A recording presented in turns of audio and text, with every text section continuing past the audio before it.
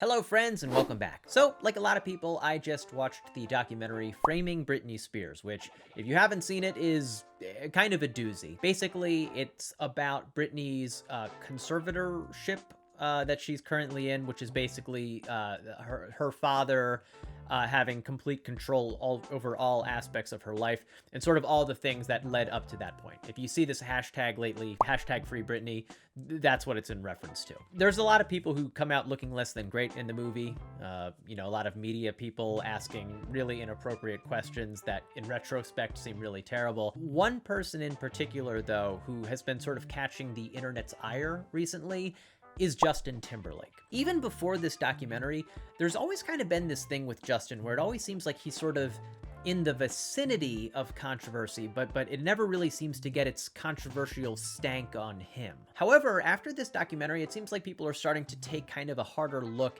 at all the free passes that Justin seems to get throughout his life and figure out, does he really deserve them? And if the Britney documentary has taught us anything, it's that anytime we feel like a person is worthy of our collective scorn, the best thing we can do is to form a large, unfeeling mob and attack them. So, do the collective indiscretions of Justin Timberlake make him a candidate for cancellation?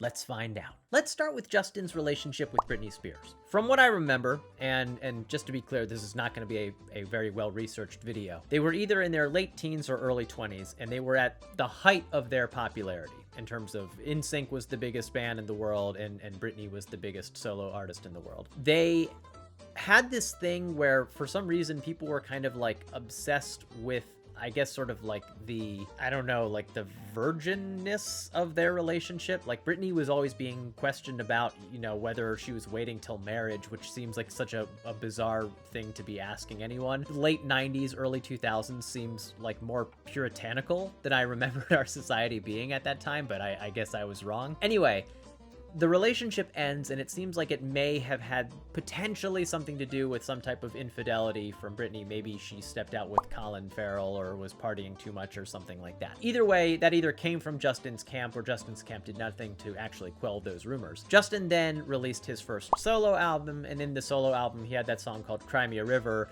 with a music video that really kind of suggested that Britney cheated on him. And this was sort of a big turning point for both of their careers, where he was seen as a victim in all of this, and she was seen as, the person who broke poor Justin's heart. Now, where does this one rank on the douchiness scale? I mean, I don't know, because I don't know the specifics of their actual breakup. I don't know if she actually was cheating on him or anything like that, but he was still taking their private business and kind of turning it into fodder for his musical career, and it would be one thing if it was just like, hey, it was just a song. It's another thing to put a woman in the video who from behind clearly looks like she's a body double for Britney Spears. In addition to that, there was also that whole thing where he was on some radio show and they just asked him point blank whether or not, he and Britney Spears had gotten it on.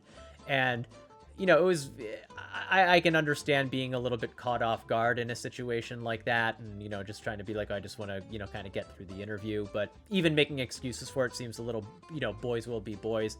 It ultimately wasn't a good thing. And it certainly was, if nothing else, something where he probably could have handled some stuff a little bit better. And the fact that he's never really had to reckon with it is kind of a recurring motif for him. That's a nice segue to bring us to Nipplegate with Janet Jackson. So this was the thing where at the Super Bowl one year, back when the halftime shows used to be like a million different artists performing at the same time, which was actually kind of my personal preference. I thought that was more fun and silly and stupid. But there was the infamous wardrobe malfunction where during one of their songs, I think it might have actually been Rock Your Body, Justin says, like, I'm gonna have you naked by the end of this song. And I guess he's supposed to pull something off of Janet Jackson's boob, and it was supposed to apparently just show like a red lace bra, but then there was something actually did go wrong, and it pulled off the bra too, and exposed her boob, and it had like a nipple cover on it. And at the time, it was just like the biggest story. And this is another one of those things where Janet Jackson, her career just seemed to like never really recover from this. It just wasn't that big of a deal. And also, even if you did think it was a big deal, both her and Justin were involved. And then Justin's way of kind of handling things after the fact, he was at first not even at all apologetic, and then when he did get apologetic, he wasn't acting apologetic towards Janet or the way he was being treated. He was kind of just like, oh, I'm sorry for whoever was offended, and I'm outraged that you would question my character or whatever. In terms of douchiness scale, this one ranks pretty high for me. Like, it feels like even more so than the Britney thing, this is something that there should have been more of like a public reckoning for. And I think like a lot of people thought, when he was performing at the Super Bowl halftime show a few years ago, like, oh, maybe Janet's gonna come out and do a thing with him, but no. And that's just like, it's lame. It's lame that he's back, however many years later, doing his own solo thing, and that, she's basically, put on some kind of a blacklist. Boo. Next, ending NSYNC prematurely. I'm a person who, I was never like the biggest NSYNC fan in the world, but as far as pop bands went, and especially as far as boy bands went, I thought they had some pretty good songs. And I think most people thought that NSYNC probably had at least one more good album in them. And when he went off and did his solo thing, at the time it wasn't billed as like, oh, this is the end of NSYNC. It was just like, oh, I'm just gonna go do this solo thing and then we'll come back. But he never came back. There was this interview once with Joey Fatone where he was on a talk show and he was asked about NSYNC stuff, and he was like, oh, I was watching Justin perform some award show, and I saw there was these like male dancers behind him, and I was like, we could do that. And I mean, Joey, it was just a funny joke, Joey's joking around, but seriously, I mean, it's true. They could have done it. You already had the NSYNC boys. They'd be happy to dance for you. The other thing that I think is kind of sad about it is, I don't know if you remember this, but remember Lance Bass?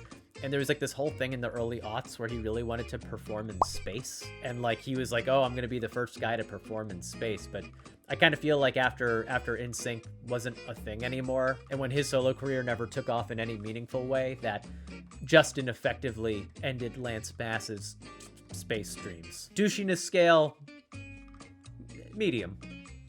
Next, holding hands with co-star Alicia Wainwright during the filming of some movie I've never heard of in New Orleans. This happened pretty recently, and this happened while Justin and Jessica Biel were and currently are still married. I didn't really read about this one too much. I kind of remember it happening at the time.